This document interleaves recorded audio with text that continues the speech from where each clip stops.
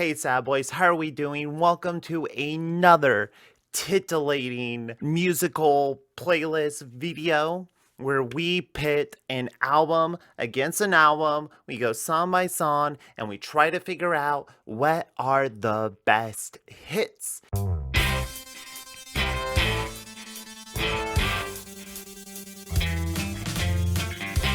And today we got some solid gold certified hits from two prominent bands from yesteryear, Sum 41, all the good 14 solid hits. That's 5 full albums of hits to draw from, going up against Good Charlotte, their greatest hits, which I believe also covers like 4 albums, 5 albums. I never really listened to them. When it comes to the pantheon of the scene and scene bands, it's almost impossible to discuss them without bringing up Sum 41, Good Charlotte, but these have always seemed like second tier bands to me. You have your heavy hitters like Green Day, Blink-182, the side projects, Fall Out Boy. These are your big main scene staples. And then just below the surface, you have a whole group of very capable bands, legends on the MTV. I thought it'd be beneficial to take these two bands,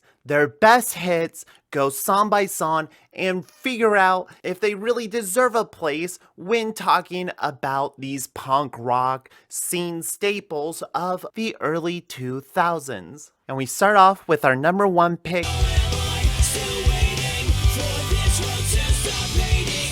How does one describe Sum 41? For those who are unfamiliar, what do you need to know about this band to understand where they're coming from? To me, they always kind of filled in that gap between the pop punk, radio pop rock and your more heavier, grungier anger rock. Sum 41 had a lot of metal influence. I mean, Maiden and Priest are the gods that they pray to. In their music, that translates to very catchy songs with a minor twist to them. Feel a little dour, they feel a little angrier, they feel a little meaner than your average Blink, Green Day, Offspring song. A lot of those bands have these elements in them. Sum 41 just chooses to make that anger the forefront, which for me, I guess, is why their music doesn't really hit as hard as it once did, because I'm no longer that angsty little teen that I once was. He feels hopeless. He feels lost in this world that is so full of hate. For some reason, the actual recording of this song has always sounded like shit, has always sounded like low quality. I don't know what that's about. Over on the Good Charlotte side, I will be the first to admit that I am pretty fucking ignorant when it comes to this band. They brought awareness to the gothic community, and I appreciate that. So let's hear their first hit, The Little Things.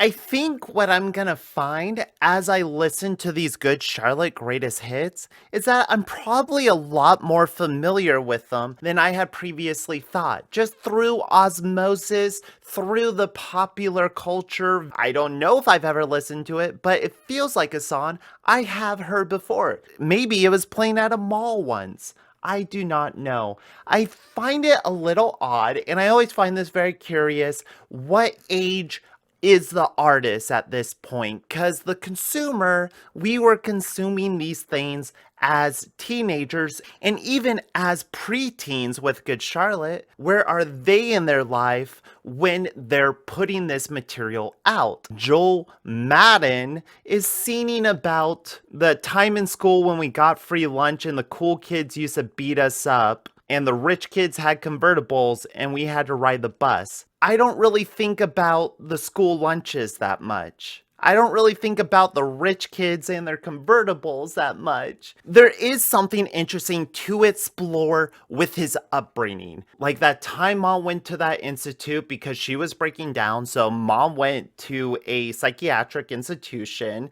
The car wouldn't start. We had to walk around. The same year on Christmas Eve, dad went to the store We checked his room, things were gone, we didn't see him no more. Dick. Yeah, that's a dick move. I agree right there. Dick. Dismissing these very life altering things, moments, as little things. To me, those are big things. And there's a little bit of cheekiness being played on the part of Good Charlotte, which makes this song a lot more fun than Still Waiting. Since there are those layers there, that makes it more interesting than Still Waiting, which is pretty surface level. And if you look over on the playlist, we have The Little Things as song number 1 on the playlist. Sum 41, you're not done. You have more hits. I know.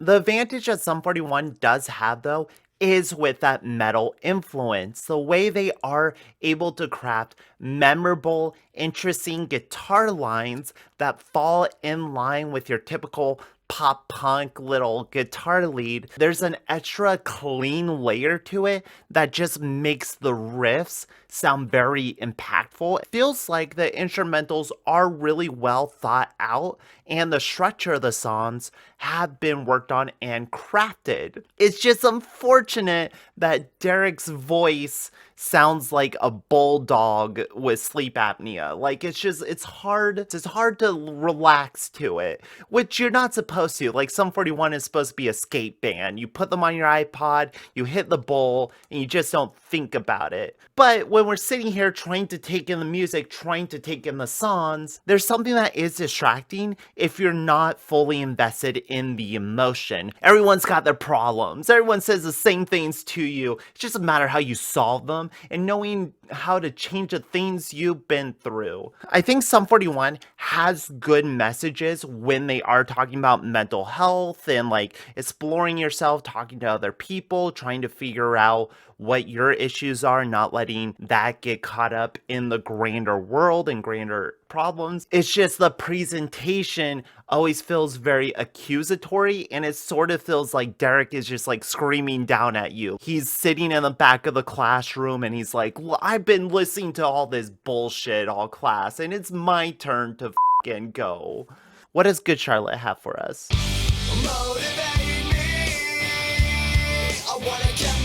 I'm curious on where this one actually falls in on the track listing of the album it's on, because it feels weird as a second choice on here. A very slow opening, and I find that when Good Charlotte does try to mimic the pop sounds, when they do go poppier and cleaner, it tends to like, ugh. And I do find that they are better when they're leaning into that cheesier, yeah, motivate me, I want to get myself out of this bed. I find those aspects of them a lot more fun because those are like the more traditional pop punk elements. Feels weirdly synthetic here and less genuine. Take like a Newfound Glory. Those dudes have been going for like 30 years, but their music still feels as genuine today as it was when they very first started.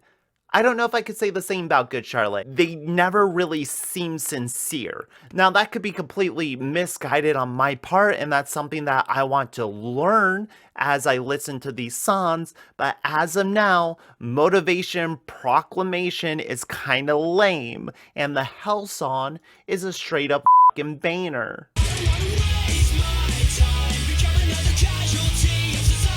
If there was ever a Sum 41 song that you know, it is probably Fat Lip, and that is for a good reason. Fat Lip is such a fucking flash in the bottle. It could only exist at this moment by this band in this time period. The way that they incorporate rap elements while still making it fully sound like them without it distracting or pulling away from the song itself created a flow amongst themselves that worked for the benefit of the song instead of a novelty or a joke song or just like a hip-hop influenced verse. They found a way to make it organic within the music itself, and it helps that the instrumentals are so goddamn tight with that very iconic riff. It also has like a really cool anti-corporate, anti-conformity message. This is also a very good introduction to the band. You kind of get an idea of who they are, what they're about, what they enjoy, what they care about, and it's very that anti-culture. We're not gonna waste our time. We're not gonna fall in line. We're gonna do us. We listen to Maiden. We don't give a fuck. We have mullets, bitch. We laugh when old people fall down. Which is a weird one. I guess it's part of that jackass time period where Johnny Knoxville would dress up as a bad grandpa, do stunts. Oh no, an old man fell on the street. People react in a surprising way. So it's a weird conflicting message because it's like that punk heart of fuck you, I'm not conforming, I'm not gonna dress like how you want me to dress, I'm not gonna talk how I want to talk, we're not gonna make music the way you want us to make music. Same time, fuck old people, they could die. I don't give a shit. You can be non-conforming, but still respect human life. I don't know. I'm no good Nick, lower class brat, backpacking. I don't give a shit about nothing. Talking all that kerfluffin'. Who's talking the kerfluffin'? It's definitely not me, sir.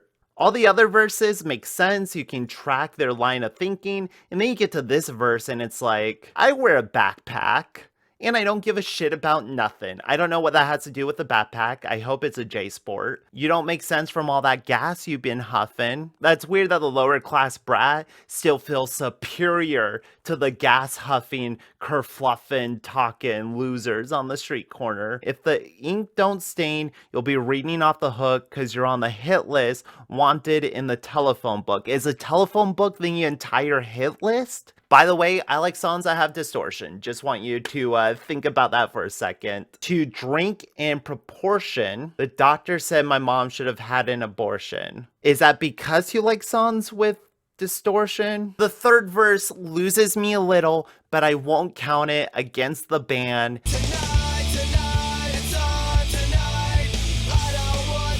Oh my god, is this Fat Lip part 2? We have another song about not conforming. I don't want to live your life. I don't want to get a normal job. I got responsibility. That's my liability. A menace to society. At least that's what they say to me. Fuck, I'm so dangerous. There is something really funny about these bands trying to give off the impression that they are a dangerous band while not really seeming anything to give you that impression. Moms don't want you to listen to me. I'm a menace to society. These fellas, I think they just want to play music. They just don't want a boring life. People always tell me not to waste my time. Get a real job and get back in line. You can say I'll never be a millionaire. Tell me this guitar won't get me anywhere. Oh, it's a music song. It's like, you want me to get a real job, but I'm making music, baby. I don't think this declaration is as strong, is as powerful as Sum 41's declaration in the sense that I've heard of this song and I never listened to the festival song. And there's really nothing here to grab onto. Where Fat Lip is just so fucking iconic. One of the very few Sum 41 songs that I would consider fun, energetic, and enjoyable.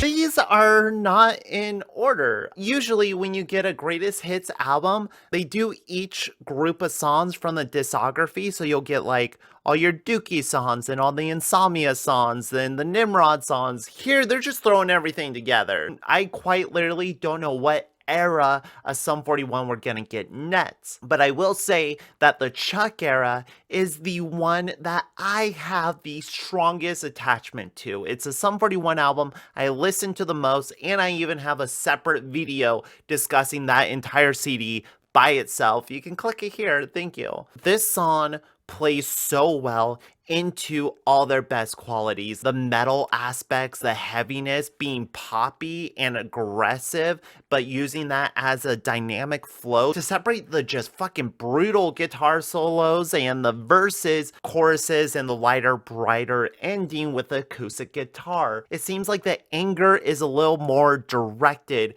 towards something, and I'm guessing it's capitalism. We've gone too far from pride to shame. We're trying so hard. We're dying in vain. We're hopelessly blissful and blind to all we are. We want it all with no sacrifice. To me, this is talking about like life and capitalism. We go from pride in our jobs to shame. We're trying so hard, just working our asses off, dying in vain. It's ultimately for nothing, a corporation that doesn't give a shit about you. We're hopelessly, blissfully, and blind, just consuming. We want all the goods. We want all the material goods without the sacrifice it takes to make them. I don't know. Feels like they're speaking towards something a little more pinpointed, but it's also so vague to the point that you can kind of mold it to fit whatever you're angry at. When you say things like supersize, bought in the land of the free, I'm thinking it's a critique on capitalism, and we're completely all to blame for that.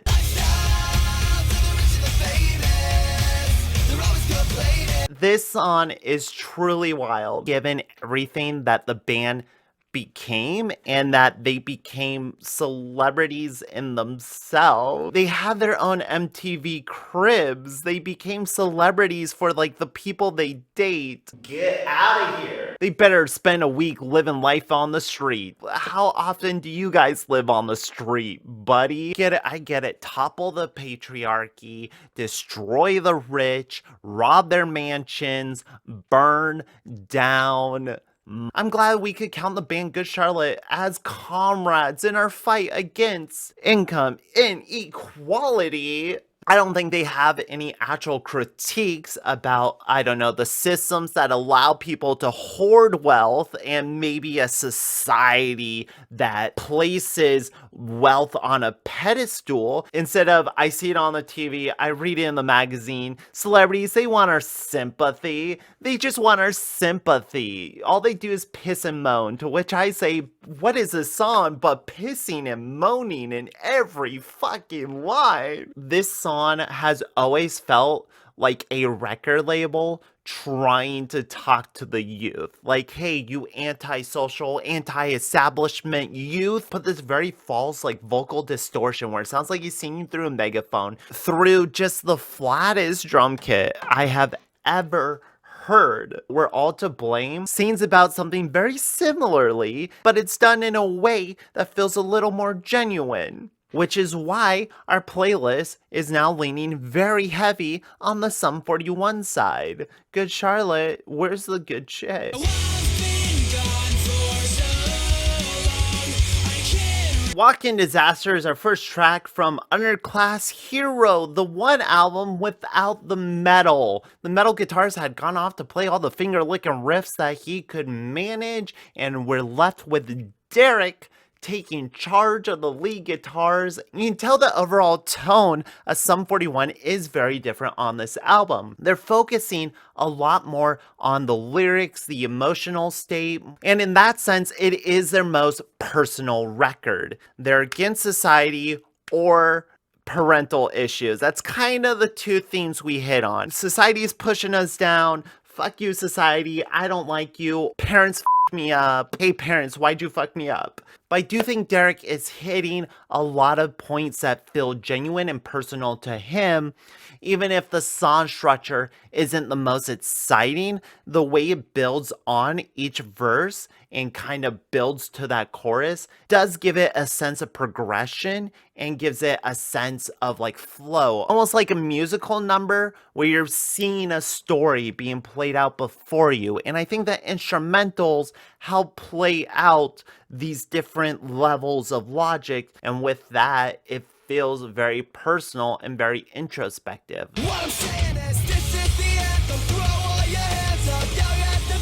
What is an anthem? A song that declares this is our representation of everything we stand for, everything we believe in, and all that we fight for. To which they choose to express, shake it once, that's fine. Shake it twice, that's okay. Shake it 3 times, you're playing with yourself again.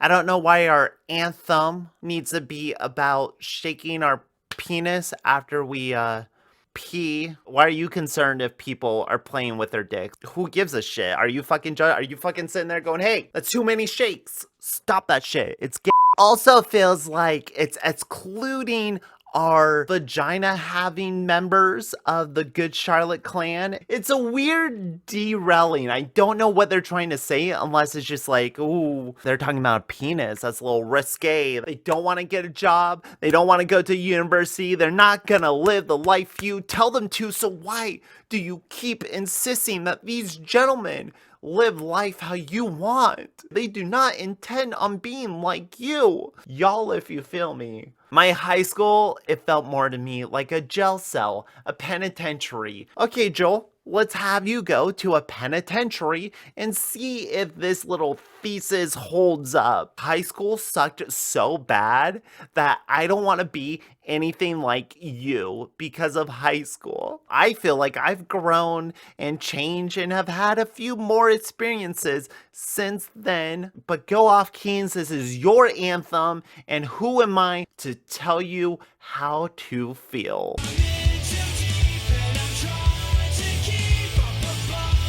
While this may not have the initial fun that Fat Lip has, the novelty of it, it still has a good music video with Rodney Dangerfield and a good bounce to it. I always enjoy this song. It's their most like borderline ska, borderline upbeat. You're just in too much and you're fucking in the deep end, but you're just gonna keep going. Keep my head above water. That's all we gotta do. The faster we're falling, we're stopping and stalling, we're running circles again. Just as things were looking up, you said it wasn't good enough, but still we're trying one more time. It sounds like this is about a relationship to me. Like we're just gonna try one more time for this relationship. I'm in too deep. We can't really leave it, but I'm just trying to keep things like going steady, try and keep my head above water. Just break up at that point. Coming straight from the early 2000s, we have gender relations from the point of view of Good Charlotte. Girls don't like boys. Girls like cars and money. You dumb f***. A girl's not gonna date you. You don't got fucking money. They don't like boys.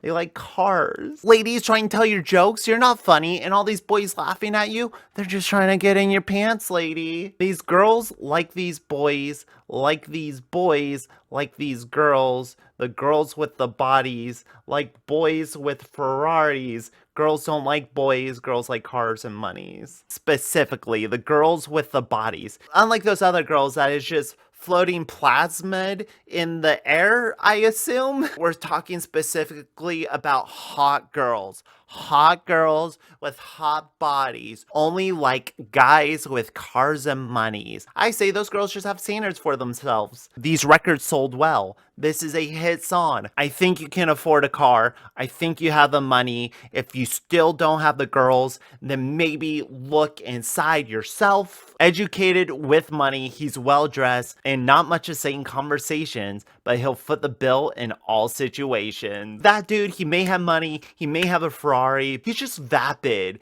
and like laughs at her jokes. What a douchebag. It is one of their catchiest choruses and one of their catchiest songs. I, as a filthy gender abolitionist that I am, cannot allow this song to perpetuate within our pop culture. In Too Deep must take its place on the playlist.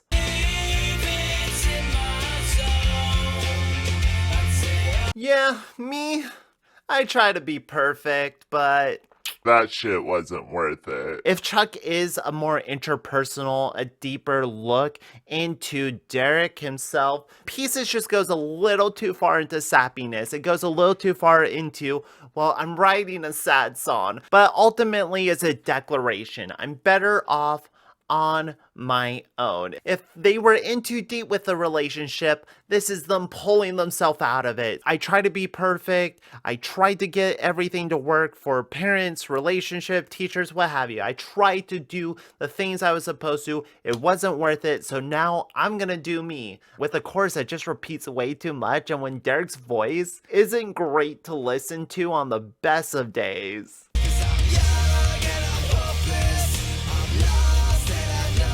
Okay, this felt like a genuine song from these guys, not like a radio produced song where they just made parts and then it was crafted in the editing bay. This is a song that feels like it comes from the band in a genuine place, feeling like you're running in place.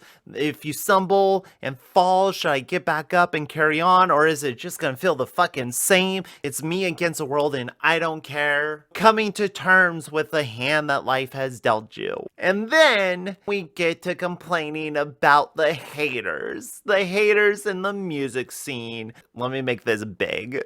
No one in this industry understands the life I lead. When I sing about my past, it's not a gimmick, not an act. These critics, these trust fund kids try to tell me what punk is, but when I see them on the street, They ain't got nothing to say. oh shit. Calling out the trust fund kids. Yo, trust fund kids, you're gonna fucking try and fight them? Is that what you're saying? But when I go up to them and I'm like, hey, punk, they're like, whoa, sorry, sir.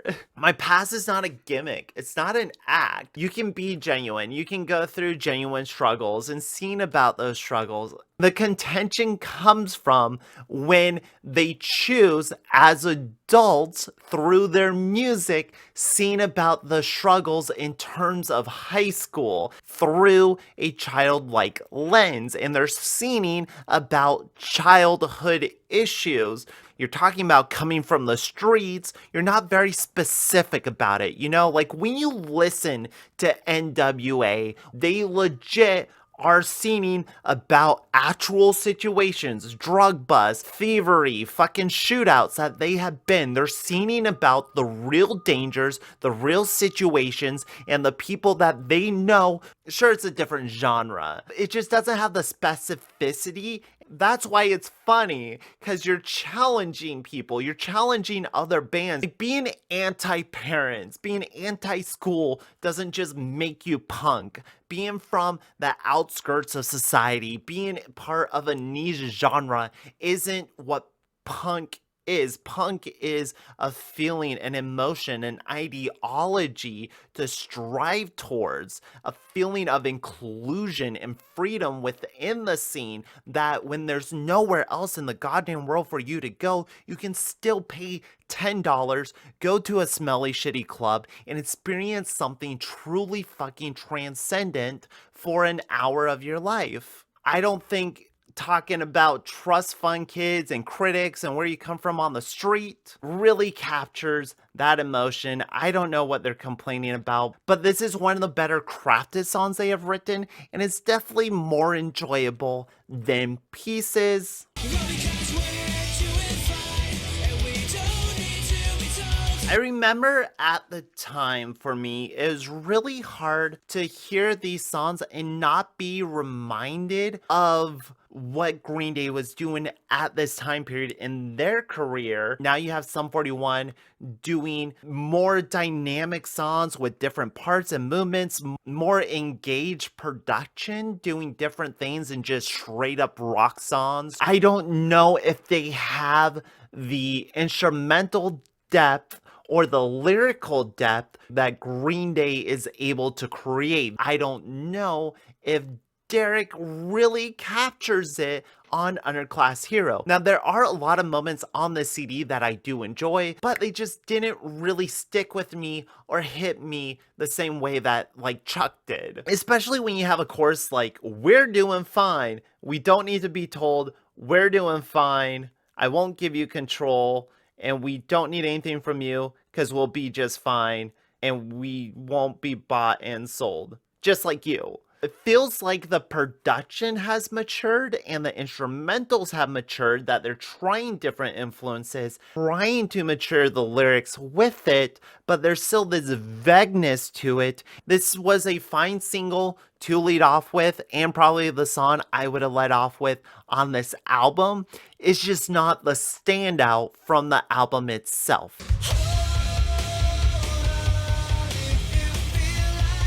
This is a very emotional song about holding on. We've been through the same things you've been through. We bleed the same way you bleed. So if you're sitting alone, if you're at home, you have a deadbeat dad, a mom that's left, maybe you're getting abused. I feel the same way you do, kid, in your room. So make sure you buy our merch and come see us on tour next summer. Powerful, powerful message. Hold on. You gotta hold on and power through. But for some reason, the band themselves tend to hold on a little too tightly to their anger, to their resentment from high school. You gotta hold on loosely, is what I would say. Hold on loosely, because if you grip on too tightly, you're gonna lose control. We feel the same things you do reads a little bit as false, since so far the songs previously to this has been them declaring at every turn,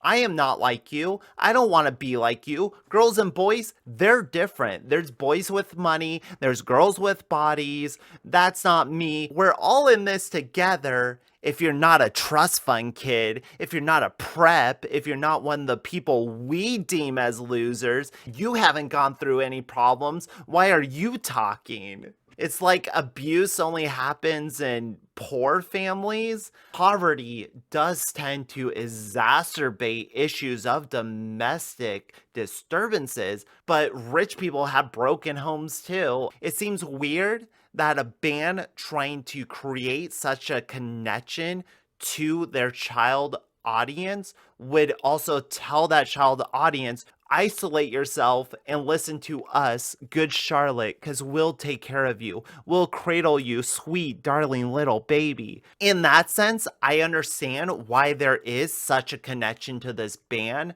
but ultimately, I feel like the message is counterintuitive and isn't really supported by anything the band has shown so far. Third Class Hero, it is a more dynamic song, it has more interesting parts, and it shows Sum 41 taking a new turn, even if that new turn doesn't always hit me on the hardest level.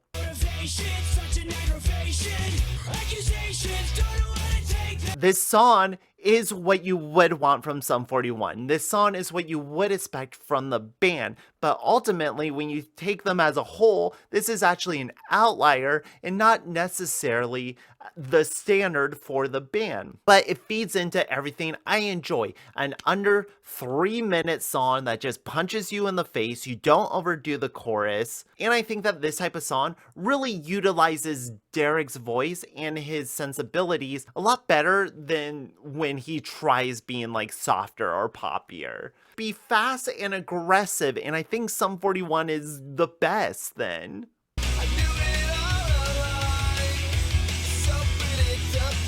We're on their third album, their fourth album by this point. This was the lead single off of it, and it is suffering from an identity crisis like I've never fucking heard before. You start off with the violins, makes it sound like a darker song, very dramatic, ba-ba, ba-ba, like we're going down this dark alley, this very dark path, and then we pick it up into the softest, poppiest chorus that I think Good Charlotte has ever written, without distortion on the lead guitar, just lightly placed on top of the track without any real punch or emphasis. It just feels so like lackluster of a song. And then he starts yelling, screaming in the middle of it. Everywhere I go, everyone I meet, every time I try to fall in love, they always want to know, why am I so broken? Why am I so cold? Why am I so hard inside? Why am I scared? What am I afraid of? I don't even know. The story never had an end. You should take it upon yourself to try and look into yourself and try and figure out where they're getting those impressions. Maybe do a little self-love, a little self-care. You guys are doing well enough to afford the best therapist. I'm a bad guy. You don't understand. You don't want to be with me. I'm not a good guy. Instead of taking that approach, maybe you become a better person. Maybe you put forth the effort, because it sounds like these ladies are trying. Motivation is tight. Motivation is a good song. Put it on your pop rock exercise mitts and you're gonna have a good time, okay?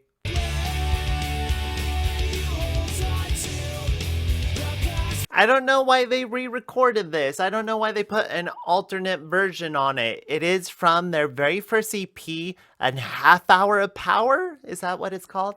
It's from their very first album, and that album is rougher in the same way that Cheshire Cat or Buddha is for Blink-182. A low budget EP thrown together by the band, probably recorded live, and it has that feeling to it. This version actually strips away. The song's the same, all the parts are the same, it's kind of upgraded and put into 4K, if you will. I have an affection for the low quality appearance of the original. The DIY quality of it makes it sort of charming in my eyes. I get it, but at the same time, I don't like it. It's like if you take a Kerplunk song and throw it into the middle of the Green Day greatest hits, it's gonna feel a little weird. It's gonna feel a little different.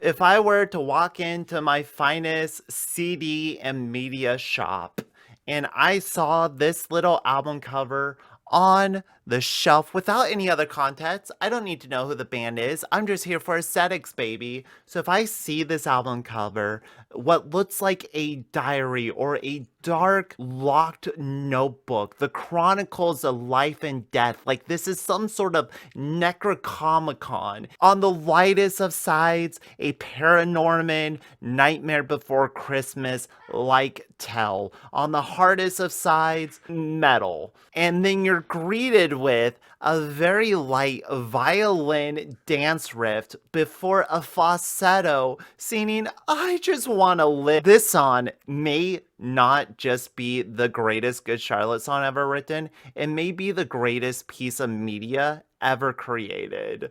Every part of it is just so perfect to what it needs to be. It's like bad, bad, bad, bad, bad, and then we hit this point, this boiling point where it's like so stupid that I'm in love with it. I rock, not that I wear, I rock a lawsuit when I'm going to court. You know, a lawsuit. A white suit when I'm getting divorced, or in like a marriage suit when I'm getting divorced. You just kind of look like a dick going to the courthouse, but whatever.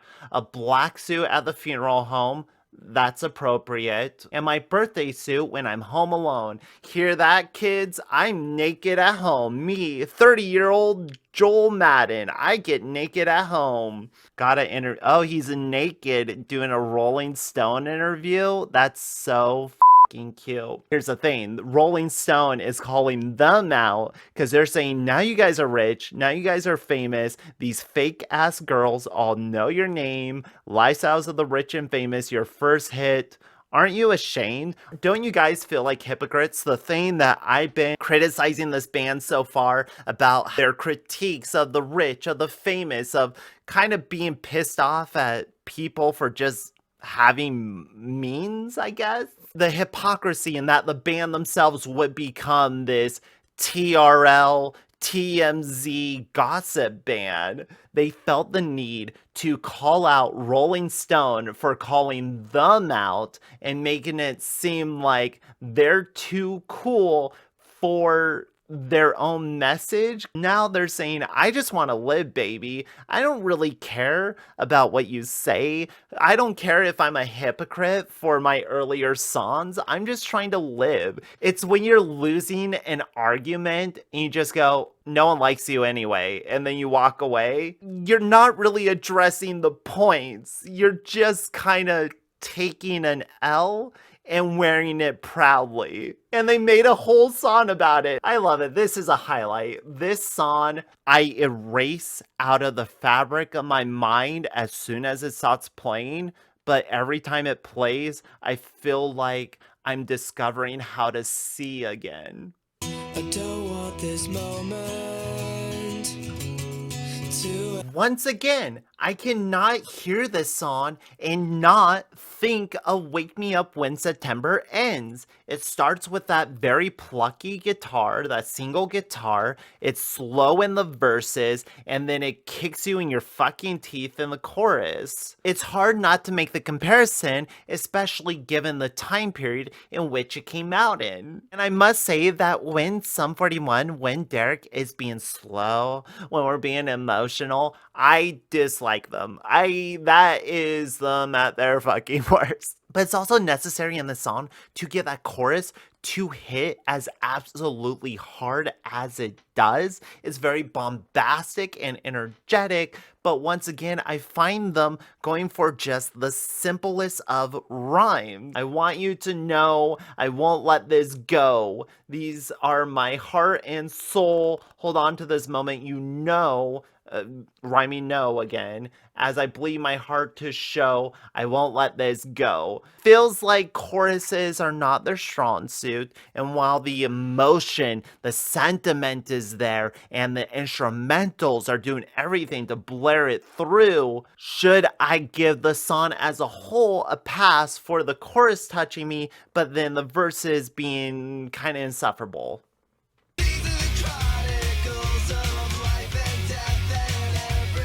We get the Chronicles of Life and Death, the title track from their titular album. The album, which cover makes it seem a lot darker than it should, and the band that presents themselves as a lot darker than they should. And I think that's why they never grabbed me, because you look at them and you're like, what do they play? What kind of music do they play? The way that Benji dresses, you're like, are they a Misfits type horror punk, just thrash throwback band? And then you listen to the songs and it's just this lifeless, poppy shit with no performance in it. Regardless of how well you make the production, how clean everything sounds, if the performance of the vocalist is tired and unenergetic, then the rest of the song sounds tired and unenergetic. While I may not enjoy every second with me, at least this chorus goes big and goes for it. This chorus is just the most flaccid goddamn thing I've ever heard.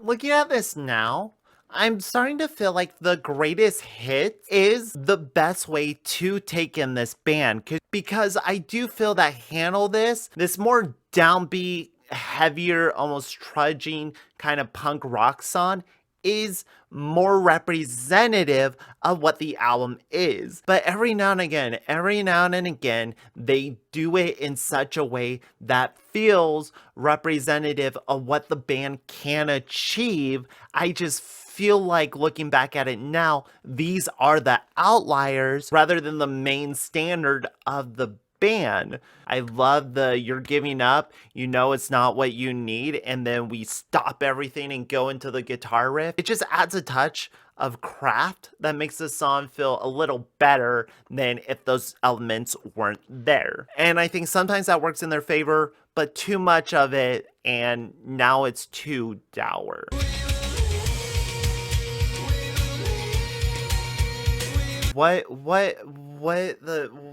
What even is this? So our first verse tells the story of a woman crying out tonight. The world has changed. She asks God why her eldest son has died. And now her daughter cries. She can't sleep at night. Tough situation, you know, dead kid, what are you gonna do? Breaks the family apart. Just suppose with downtown, another day for all the suits and ties, another war to fight. There's no regard for life. How can they sleep at night? I'm sorry, did one of the suits and ties kill this woman's son? When you're sitting at home in your cushy couch, think about this. While there's people on Wall Street getting rich, mothers are losing sons somewhere in the town. They're sad because their sons are dead. Then turns into we believe in this love, but not for the suits and ties. F those guys. We are the same,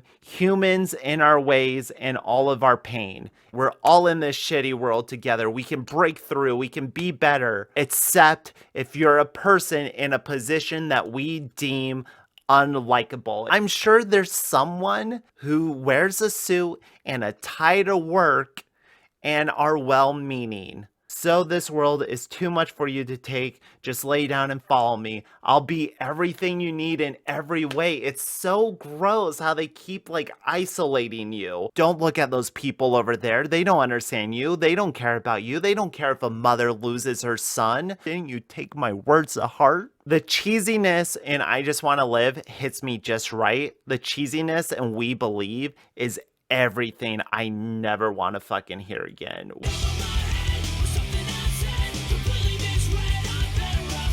Over My Head, Better Off Dead is a Sum 41 song. That's the best I can say for it. It's just another Sum 41 song. They're angry at people. Now I can see how fake you can be. This hypocrisy is beginning to get to me. You know, you're a bad person. You're hypocritical. Fuck you.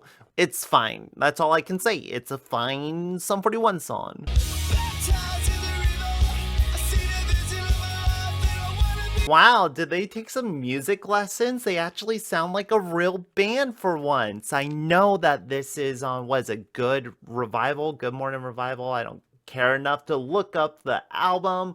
This song seems to be about them reclaiming their faith in God. I know I was a sinner. I've done a lot of things wrong, but I swear I'm a believer. Like a prodigal son, I'm out on my own. Now I'm trying to find my way back home. Baptized in the river, I'm delivered, I'm delivered. They're using the LA River, and he's saying that the city of angels has now reformed him because Los Angeles is so corrupt and disgusting, I'm guessing, that he is now a believer of the Jesus because of the visions of my life, and I want to be delivered. I'm glad that he feels like he's on a path towards something better. I enjoy the song. This is the thing that bugs me, is that this is the first Good Charlotte song where I would say like the actual production of it, the recording of it, I enjoy, and I like the chorus of it, but I don't agree or connect with any of the lyrical qualities. So that puts me in kind of a weird space where I didn't really say anything praising Over My Head, but I do enjoy the chorus. The river is fine though, but it's the better song.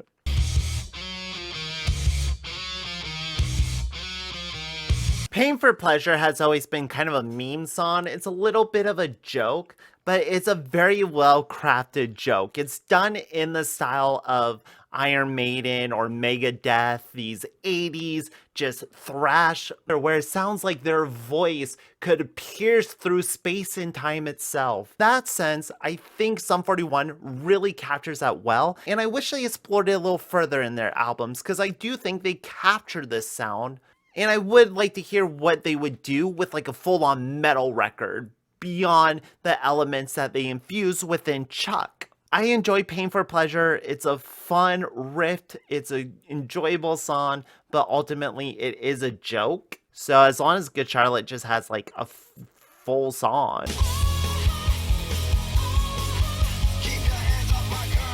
I must say, I am pleasantly surprised by this career turn into absolute cringe. Good Charlotte just said absolutely fuck it with this album, going into their tendencies as hard as they possibly could. Like, the kids are gonna buy it regardless. Let's sink our careers. So far, they have tried to build themselves as a genuine band that has come from broken homes, a place of desperation that you, the viewer, may have come from as well. We've made a couple records, but we're still gonna do us. We may have a little bit of money, but we're still gonna do us. And then you get to this song, and literally the first verse is them just listing off designer brands that I don't even know. I can't even like break down the lyrics because this is so beyond my realm, my scope of even what I give a shit about. And then he seems to be bragging, I got brass knuckles hanging from my neck and my chain. It feels like a joke, like he's trying to contrast himself, saying like, I'm kind of a shithead, I don't care, what I find cool, you may find tacky, it's not a designer handbag. But they would actually wear diamond encrusted brass knuckles around their necks, so how ironic are they being in the lyrics themselves? I got a model 26, he has a hot younger model, 26 years of age, but she stays in her place? What exactly is her place? And the record keeps playing that same old song. The hipsters mean mugging me all night long. Oh no, we got the hipsters. The hipsters are over there going, Oh, this is so fun. I just love how dorky this is. I don't know what the point is. I don't know what it's about, what they're trying to say, but it's horrible. And I think I love it. And with that, we have one more Sum 41 song. It is a bonus track, but the Good Charlotte Greatest Hits had 2 more songs on it. So I guess by that fact alone, Good Charlotte has more hits than Sum 41. Since this song is here, I might as well put it in contention to be one of the last places on our playlist. It's a hell song, we've heard it before, but this time, it's live.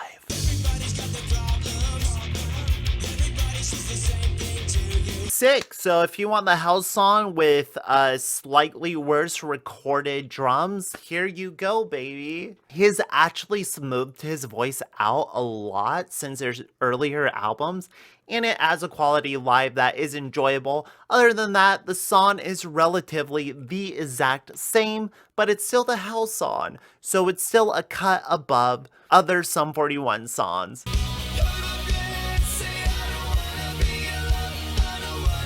See, my theory of this being sarcastic, of this being almost a parody album, doesn't really hold up when we get to this song because it sounds too genuine and it's too boring to not be real. The anthem of people on the dance floor losing themselves in the music. Is Good Charlotte a dance band? Is their music played on dance floors? Or are they speaking in general about the music venue, the venue's floor? But then this song specifically has a dance beat to it, and there's even dance remixes of this song. So what is the point of it? Who is it for? Why did they make it? They started this album off with a declaration of the river. I got baptized. I'm a believer. I want to be delivered.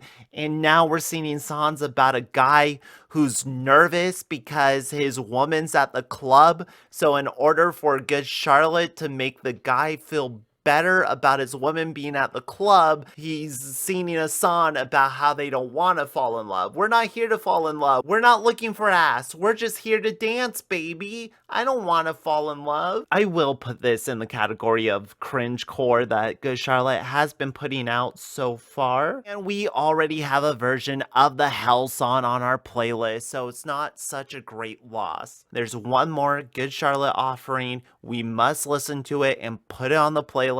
That is just procedure.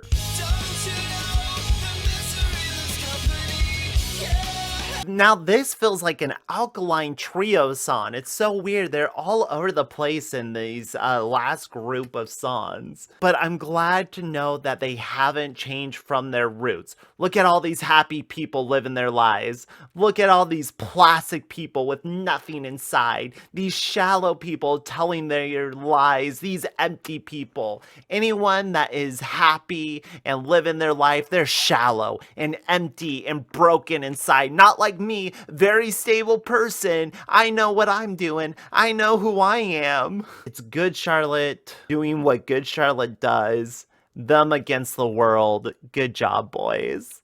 And with that, my viewers, we have come to our final playlist with 8 Sum 41 songs and 8 Good Charlotte songs. We are tied. I guess Good Charlotte having the 2 extra songs in the end worked towards its benefit because they were able to come back and tie up with Sum 41, I still find them silly as a band. Their constant pleas to be taken seriously while whining that other people are the fakes instead will always read as false and funny to me, which is probably why this band got so much shit.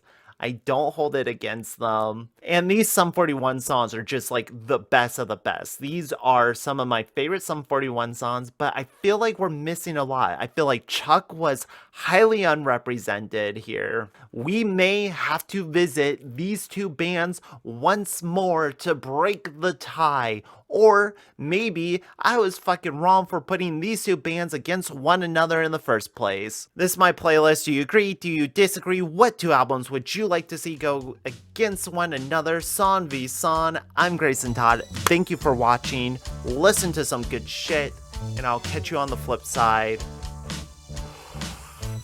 Toodles.